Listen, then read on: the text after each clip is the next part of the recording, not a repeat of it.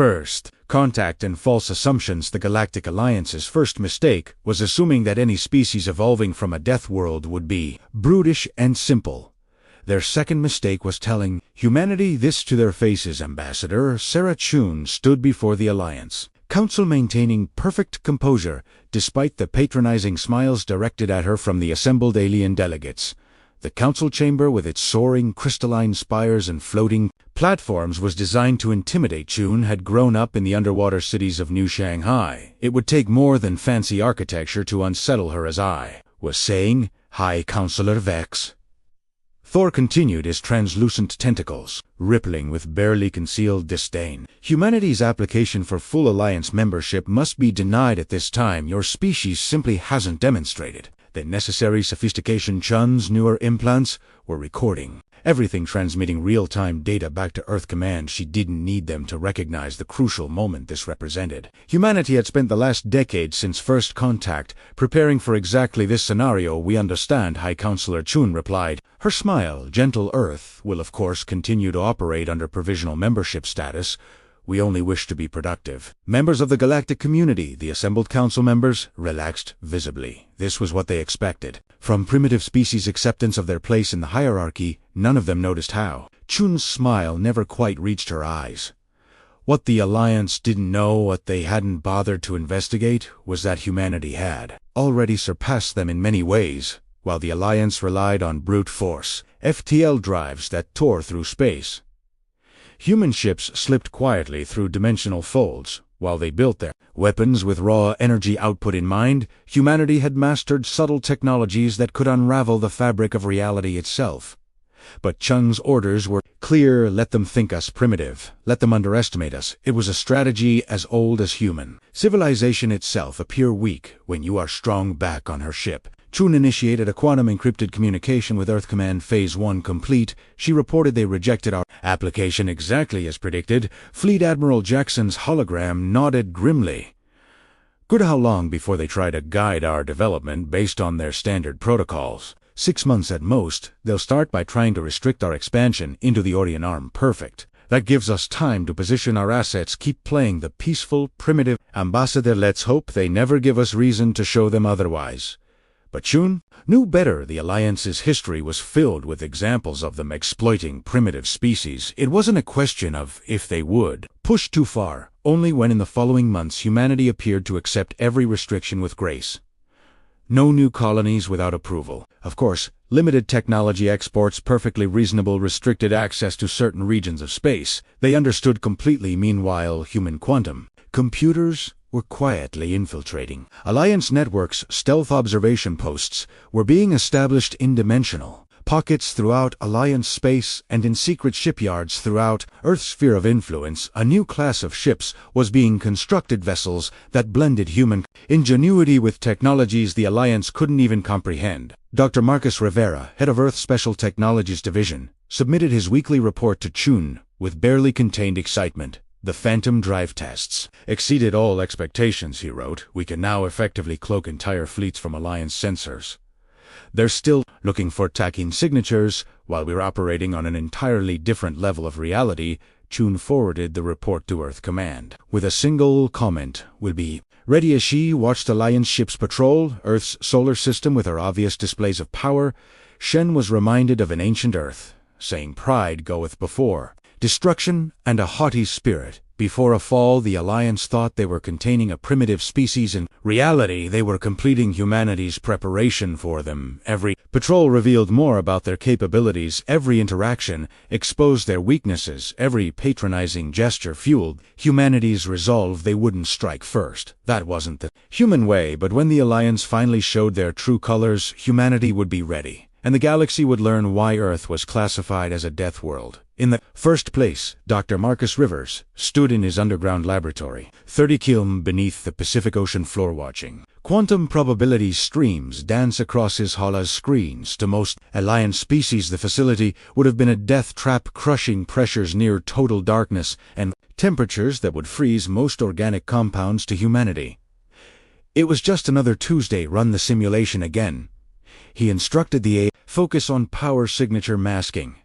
The Alliance's latest patrol had passed through the SAL system yesterday, their ships broadcasting energy signatures like cosmic beacons. They never detected the human observation posts scattered throughout the asteroid belt. They certainly never realized that every photon they emitted was being analyzed, catalogued, and used to perfect humanity's countermeasures. Rivera's quantum communicator chimed a direct link from Ambassador Choon. "How close are we?" she asked without preamble. "The phantom drives are ready," River replied, manipulating the probability streams with practiced ease. "We can now move entire battle groups without believing so much as a gravitational ripple."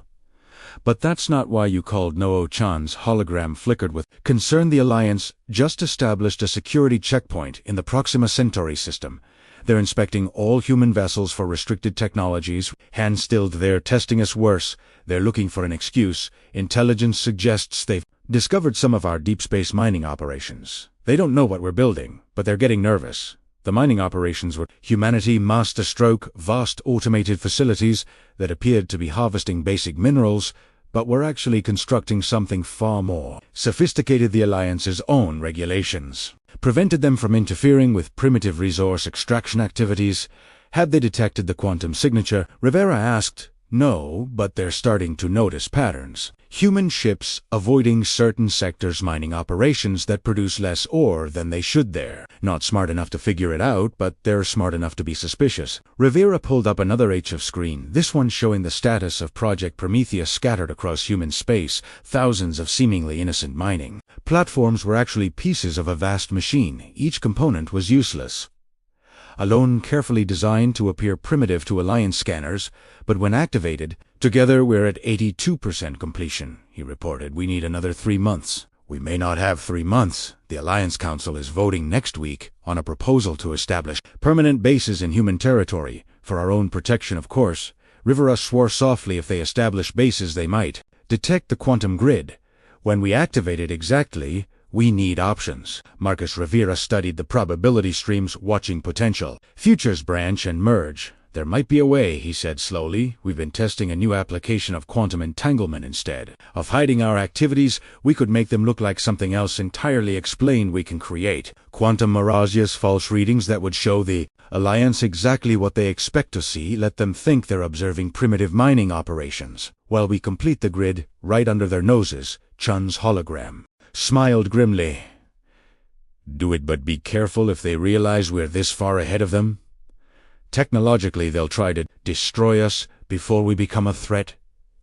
Rivera finished. "I know the irony is, if they hadn't treated us like primitives, we might never have built any of this." After Choon signed off, River has sent new instructions to the automated facilities. Quantum probability fields, shifted reality, twisted, and any Alliance observer humanity's activities would appear exactly as expected, primitive, predictable, harmless. In his office at Earth Command Fleet, Admiral Jackson reviewed Rivera's latest report. The quantum grid was progressing faster than expected, its components disguised as everything from communication relays to waste processing plants. When activated, it would give humanity control over the very fabric of space at time within its radius. Status report, he commanded, his eye. "Alliance patrol patterns suggest they have no awareness of our true capabilities." The AI responded. "Their latest intelligence assessment still classifies Earth as a developing civilization with limited technological understanding." Jackson allowed himself a small smile. Humanity had learned long ago that the best defense wasn't a strong offense. It was making sure your opponents underestimated you until it was too late. But even as humanity prepared, the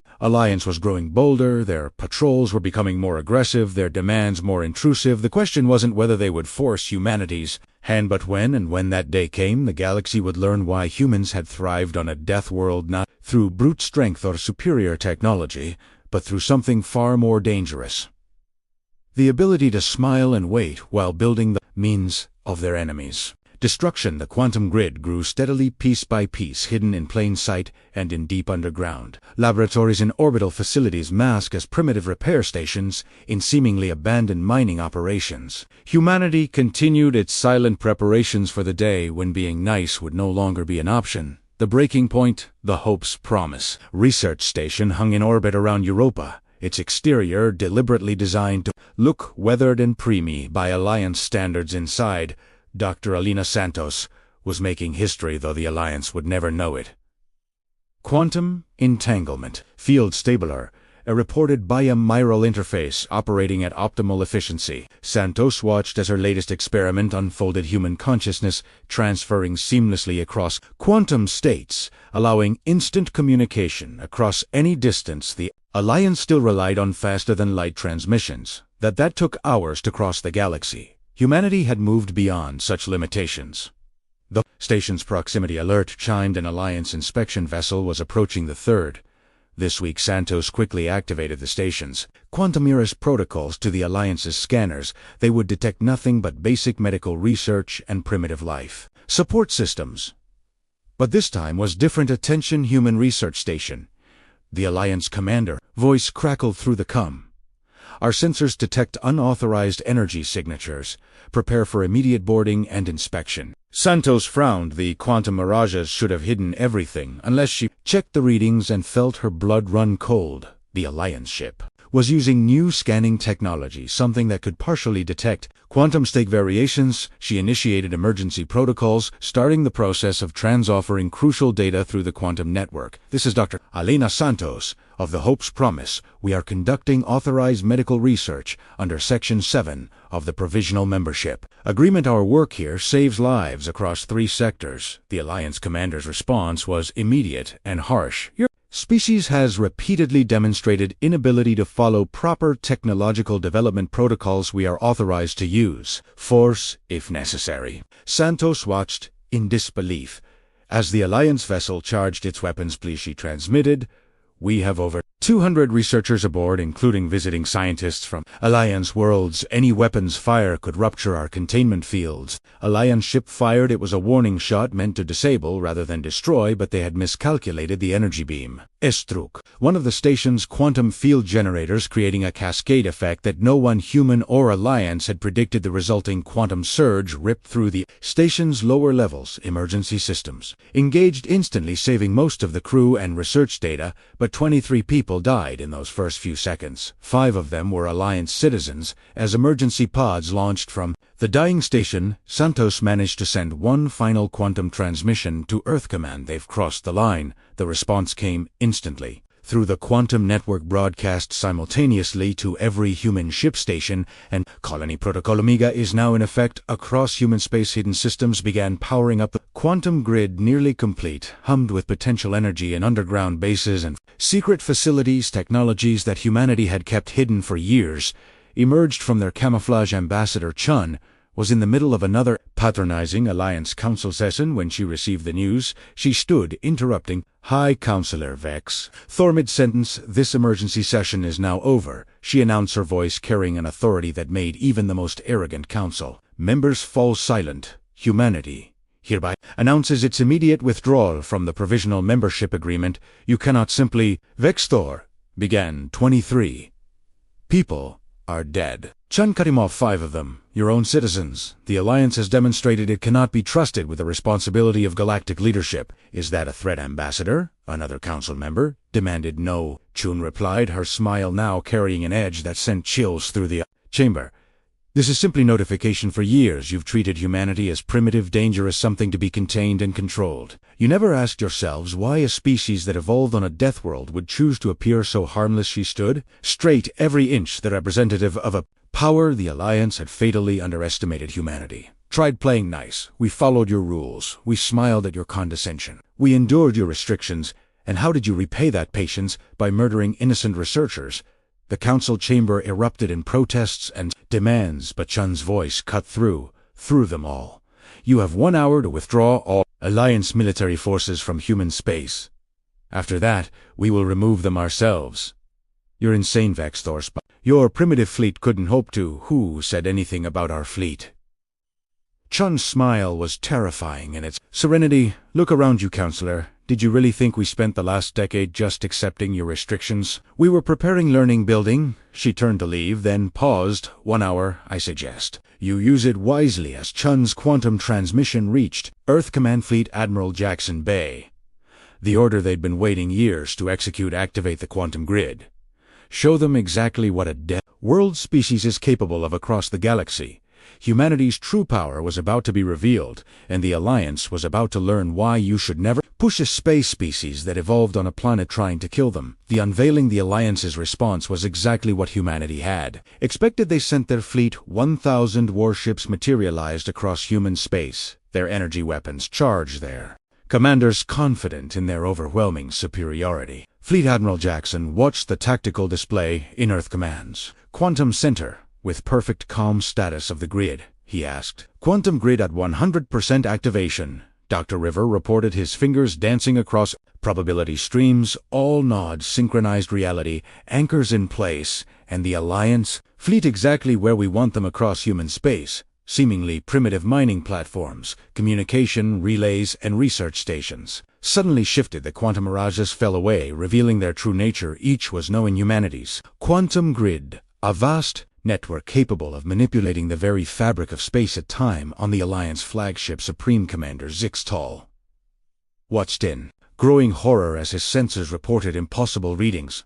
"What are they doing?" he demanded. The answer came in the form of Ambassador Chun's voice, broadcasting simultaneously to every Alliance vessel. "For years you've restricted our technology, limited our expansion, and treated us like children playing with dangerous toys. Today you learn why Deathworld species survive at her signal." Humanity activated its quantum grid.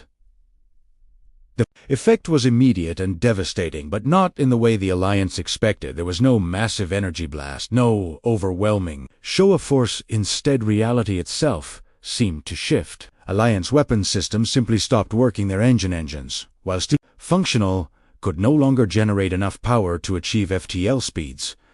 Their sophisticated targeting systems became useless, unable to lock onto any human vessels or installations. "What have you done?" Zixtal demanded. "We've changed the rules." Chun replied simply, "The quantum grid allows us to locally adjust fundamental constants. Your weapons rely on physics operating in very specific ways. We simply adjusted those parameters." The Alliance fleet, the most powerful military force in the galaxy, found itself effectively neutered. They could still move, still communicate, but their military advantage had vanished in an instant. But humanity wasn't done. Dr. Santos, now coordinating from Earth's backup facility, activated the second phase, the quantum network that the Alliance had dismissed as primitive communication technology, revealed its true purpose. Instantly, every human ship, station, and facility was linked in a vast quantum consciousness, sharing information, coordinating responses, operating as a single entity. "You've been watching our ships," Jackson transmitted to the Alliance command, "studying our capabilities. Budget, never ask yourselves why we let you watch so easily. Everything you've seen has been exactly what we wanted you to see." As if to demonstrate, you human vessels began emerging from quantum states that Alliance sensors couldn't even detect. Ships that appeared primitive and weak now shifted quantum engineering, allowing them to operate in ways that defied conventional physics. But the true masterstroke was yet to come. "Your hour is up," Chun announced from the council chamber. "Now we demonstrate what happens when you push a Deathworld species too far at her signal." Dr. Rivera activated the final phase of humanity response. The quantum grid pulsed, and suddenly, every Alliance military installation, every secret base, every hidden weapons cache became visible, not just to humans, but to every species in the galaxy. "We could destroy your military capability entirely," Chun continued, "but unlike you, we understand the responsibility that comes with power. Instead, we offer a choice." The quantum grid shifted again, and Alliance ships found themselves able to move once more, but only towards designated exit vectors. "From human space, leave now," Chun commanded, "and will allow you to maintain the fiction that you're still the dominant force in the galaxy. Stay and we'll be forced to demonstrate just how much more." "We've been hiding in orbit around Europa. The wreckage of Hope's Promise still drifted, but now quantum engineering crews were rebuilding it, not as the primitive facility the Alliance had seen, but as it truly was, a center for research that would revolutionize galactic civilization." The Alliance fleet their mighty ships slinking away like scolded children. But this wasn't the end. It was merely the beginning of a new era in galactic politics. Humanity had revealed itself not through violence, but through such overwhelming technological superiority that violence became unnecessary. They had demonstrated not just power, but the wisdom to use it responsibly. And as the Alliance fleet disappeared into FTL, Dr. Rivera turned to Admiral Jackson with a grim smile. "Should we tell them about the rest of what we can do?" Jackson shook his head. let them wander. Sometimes the fear of what might be is more effective than any weapon. A New Order 1 standard galactic month after the quantum revelation as it came to be known. Ambassador Choon stood before a very different Alliance Council. The crystalline chamber remained the same, but the attitudes had changed dramatically. Gone were the patronizing smiles and condescending tones. In their place was something humanity had long-sought respect. The restructuring proposal is straightforward, Choon explained, addressing representatives from over 300 species. The era of single-species dominance is over. The new galactic cooperative will operate on principles of mutual benefit and shared advancement. High Counselor Biggs Thor, significantly humbled since his last encounter with humanity, raised a tentacle. And the quantum grid will remain active. Chin confirmed, but under multinational oversight, humanity has no interest in becoming what we fought against. We're offering partnership, not dominance. The truth was, humanity's revelation had changed everything. The quantum grid had exposed not just alliance military secrets, but vast networks of corruption, exploitation, and suppression. Species that had been deemed primitive turned out to have been deliberately held back. Resources that were supposedly scarce were revealed to have been hoarded. Dr. Santos, now heading the new quantum research initiative, had been particularly busy.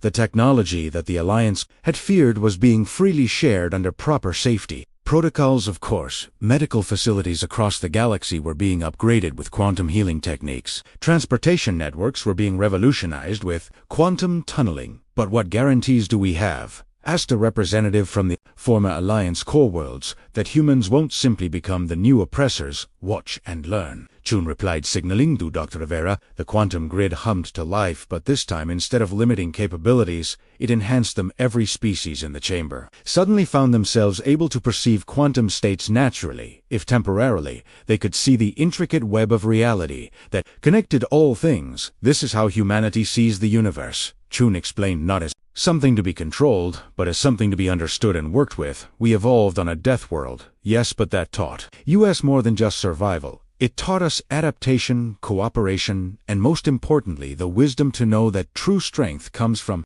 lifting others up, not pushing them down in orbit around Earth fleet. Admiral Jackson watched the Council proceedings through the quantum network. The Alliance fleet that had once threatened them now trained alongside human ships, learning not just new technologies but new ways of thinking. They're adapting faster than expected, as AI noted. Fear is a powerful motivator, Jackson replied, but hope is stronger. We're giving them something the Alliance never did. Future where advancement isn't a zero-sum game.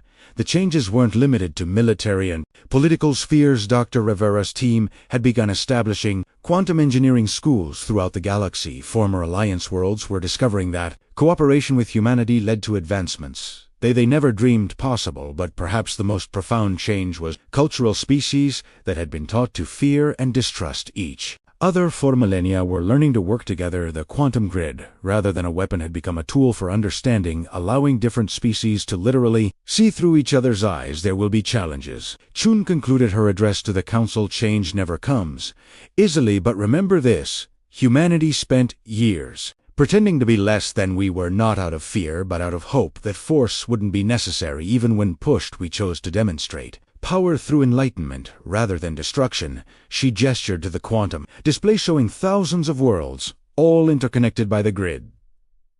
This is our legacy to the galaxy, not domination but illumination, not restriction but possibility. We emerged from our death world understanding something profound. True strength lies not in the ability to destroy, but in the wisdom to build. The vote for the new galactic cooperative was unanimous. Later in her private quarters, Choon received a quantum transmission from Earth Command. Faye, one of the Renaissance is complete, she reported there, ready for the next step. And the Alliance hardliners, Jackson asked, coming around. It's amazing how perspective changes when you show people a better way forward. Turns out the galaxy was ready for change. They just needed someone to show them it was possible. Choon looked out at the stars, now visibly connected by quantum streams that only humanity had been able to see.